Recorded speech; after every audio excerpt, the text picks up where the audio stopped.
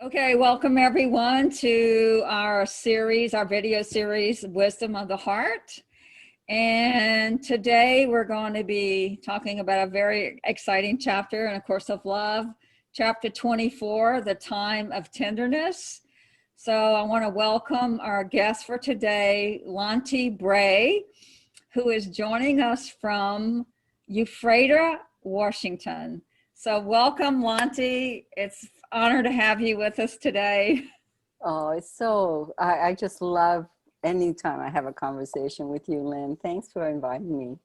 Yeah, it's always a joy to be with you. So as I said, today we're going to look at this very short chapter in the first book of A Course of Love, chapter 24, The Time of Tenderness.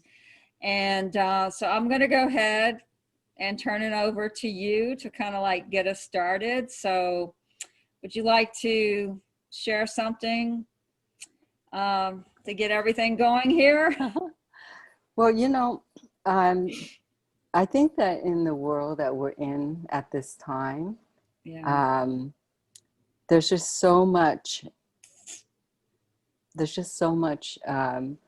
chaos, and I was so drawn to this particular chapter because it just starts off with where you learn to hate, you will learn to love.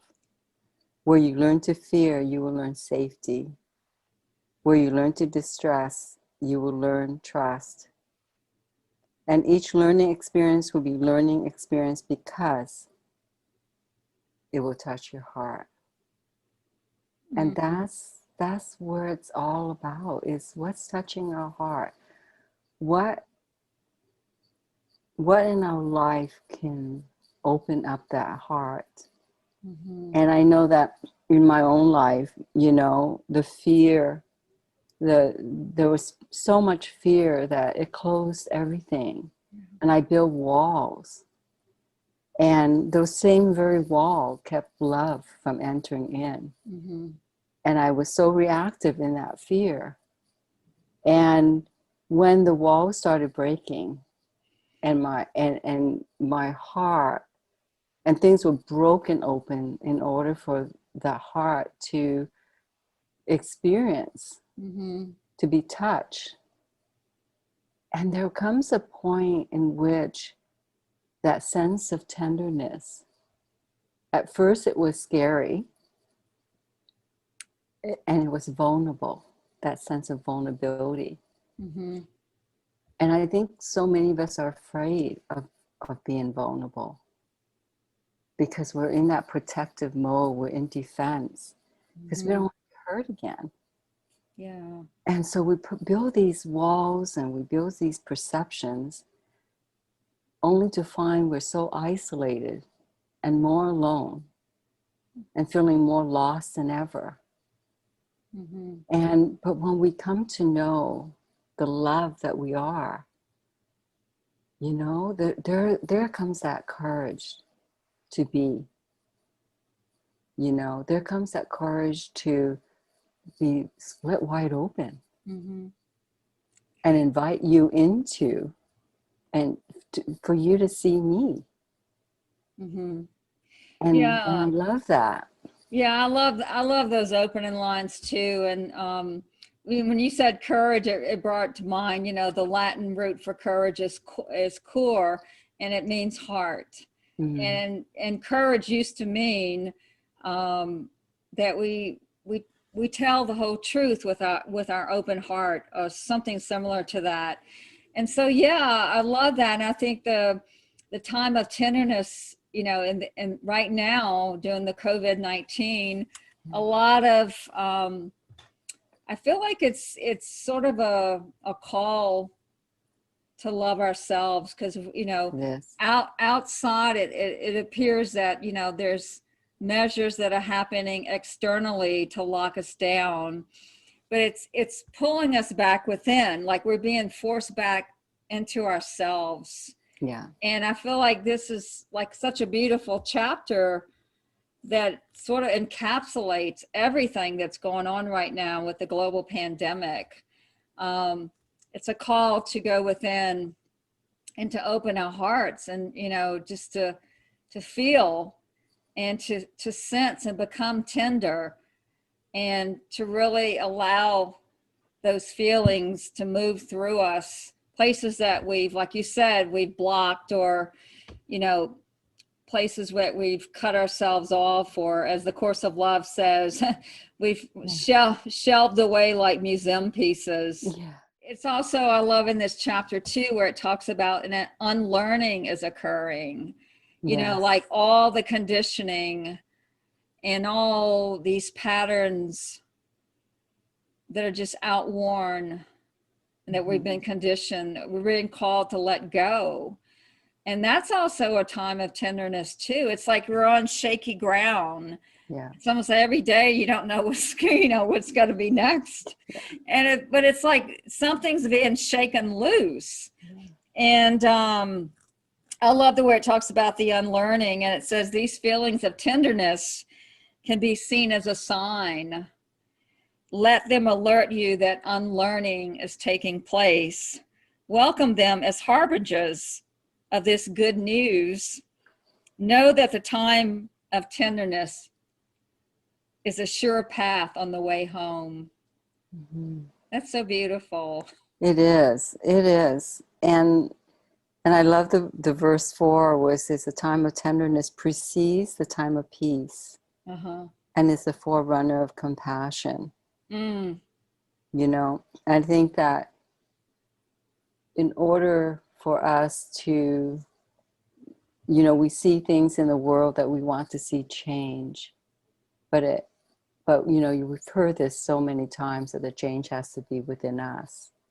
And I was reflecting back in this chapter of how much, when I was identifying with the personal self, and living in fear and showing up as a personal self, and feeling the falsehood of that, but not understanding that it wasn't me. It wasn't the true nature of who I was. And the guilt and the shame of not being able to fully be present with who I truly was, not knowing the way home. And I think that that's where so many people are. They don't even know the way home. They know something's not right, and they berate themselves for acting in certain ways and doing things, doing the very thing they hate, and then berating themselves for it. And to come to an understanding that that wasn't who you are, that it was a misidentification of the personal self, which is so fearful, and it's all about survival. And it wasn't until I really understood my true identity, and like I said, to have the courage to step into that and believe that, we're called to, in this understanding, to believe first. Not where in the world it says when you seeing is believing, but we're called to believe first. Yeah. And the belief is the knowing part of us. Yeah. And gosh, Lynn, when that really, when the heart ignites, and and you recognize who you are, and you step into that, the outpouring, you can't hold it back. You can't not be love, Yeah. And you can't. Oh, go ahead. I'm sorry. No, and I was just going to say, and the tenderness is that ability to hold your own self Yeah. in that love, and there's just no, what's the word I want to use? there's no no justification of it. You just be. And to be able to just love everything and everyone in such an acceptance, all the while knowing that it's you reflecting to them the very thing that's in them. And I love when that spark in someone's eyes of that recognition, and they just fall in love with who they are. There is just nothing quite like that. And we've talked about this in another conversation where, you know, what I consider work is no longer work, but it's a devotion. Because it comes from that place of love. And I so easily fall in love with the other person that I work with, because it's just love calling to love, deep calling to the deep. But it is in that place of vulnerability, and I have to be so open when I sit with someone else, and when I sit in conversation. And I'm reminded when there's that feeling that, oh, I'm misstepping. And then I notice, oh, wait a second, I'm on that fringe of fear. What am I afraid of in this relationship? And then having love move me back into that place of vulnerability, in which I can be really present, be really open. Irregardless of how you receive me, I can just be love. You know, because and we talked about that place of invulnerability. And I think that's it. It's that assurance that nothing can take away. It is so eternal. It's the invincibility. Nothing can mar it. Nothing can touch it. It's not dependent on anything else outside itself. It just holds its presence, and it just expresses itself loving in such all the manner of ways that love expresses itself. And the fact that it's uniquely expressed through you, Lynn, through me, and it's just love with different clothes on, you know? Yeah, I love that. We were talking about how in order to reach that state of invulnerability where you're actually, you're no longer defending yourself. Yes. You know, to me, you know, that line, and of course in Miracles it says, in my defenselessness, my safety lies. Yeah. You get to that place of pure authenticity where you're able to stand in your truth and feel it all. You know, that's the state. It's like you have to go through the vulnerability to reach the invulnerability. Yes. And like the two work hand in hand for me, because if I don't touch that place in myself, you know, I don't open to those, the time of peace, and what does it say? The energy, the forerunner of compassion. Yes. The only way I'm able to do that is if I touch those vulnerable spots in myself, those places where I've shut down, where I've contracted my own heart, and to slowly and gradually open that and let all the feelings move through. And then it's like the spaciousness opens up. Yeah, this time of tenderness, it's like, I think we're all being called to take this deep journey within, you know, the course of love at the end of the last chapter in the dialogues before the 40 days, it talks about how we take the inward journey. And it's the only journey that's real.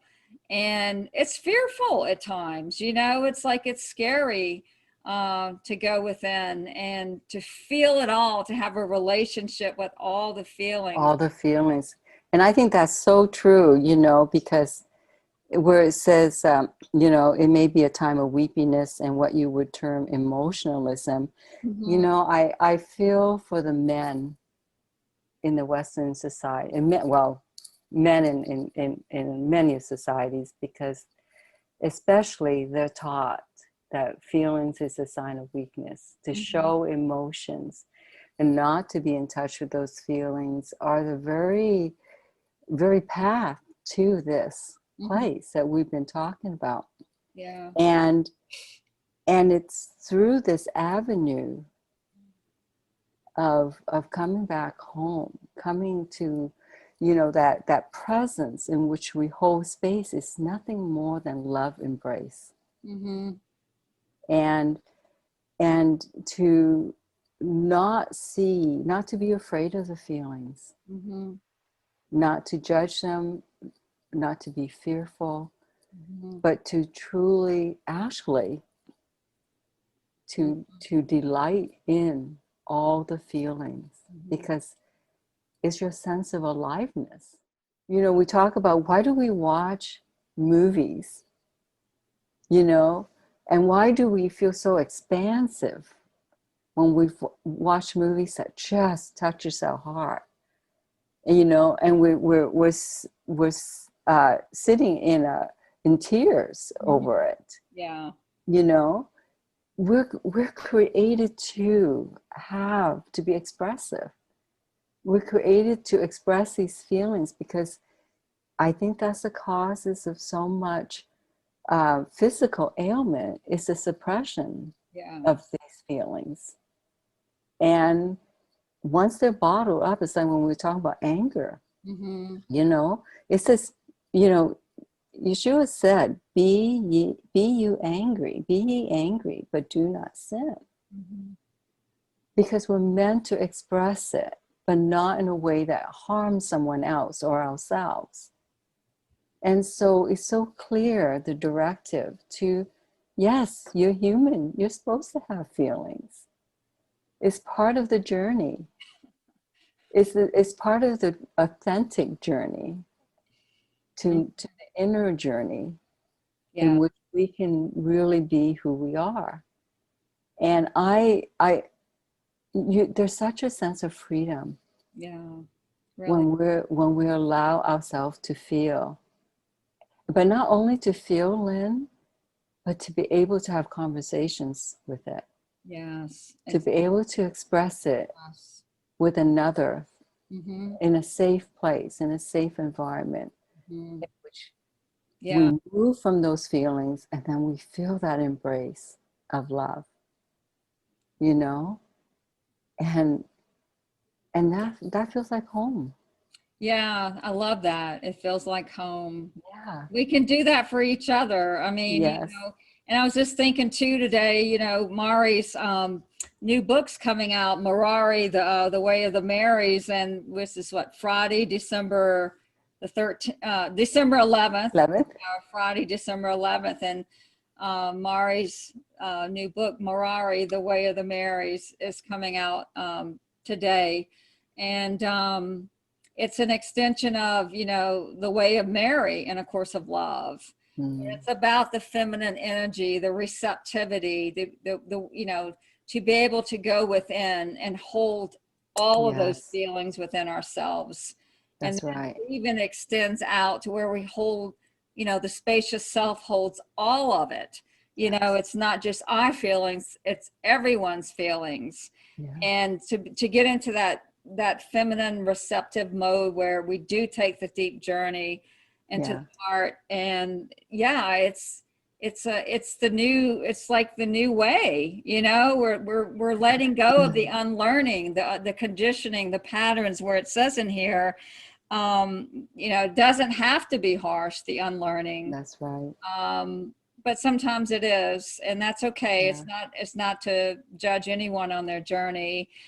It's really important just to make your own discoveries. And, you know, we have lots of support right now, especially in our community here at Course of Love, which I feel, you know, has really touched my heart. The friends that I've made, the groups that I'm in, and everyone comes together, and we do hold that space for each other. And so I've noticed a lot of transformation when we do that for each other. So it's really important to support each other and be there for each other now. So Yeah, and that's the other part is that we Yeah, can't do this alone at all. we cannot And that, do alone. Exactly. and to Great point. find, yeah, to find safe places in Yes. which we can be, you Hmm. know, and that support, we're not meant, we're hardwired for community. Yeah. We're Connection. hardwired, yeah, for We all connection. need connection. Yeah, Yeah, it's it. And yeah, so anyway, just to bring out, on the courseoflove.org website, we have the groups tab where we have 25 Zoom groups now, and we have 7 wow. telephone groups. And then we have lots of in-person groups. I want to thank you for joining us today, Lanti. Is there any last minute thoughts that are coming up to you right now you would like to share before we leave? No, thank you so much, Lynn. I think you are such a beautiful example of all that we've talked about. And anytime I've had the opportunity to sit with you, you always bring out the best in me. And you bring that tenderness into the conversation, and it's so inviting, and it's so easy to open up. And so I think that anyone watching this can really experience that. And I think that that's beautifully displayed in our conversation. Well, thank you. Yeah, and I hope everyone out there is watching it. I hope they do get something from it. And so thank you, Lanti. It was such an honor, Yeah, as same here. always, to be with you. And I want to just thank everyone for watching, and peace and love and blessings to everybody. And next time we will have another topic and another guest.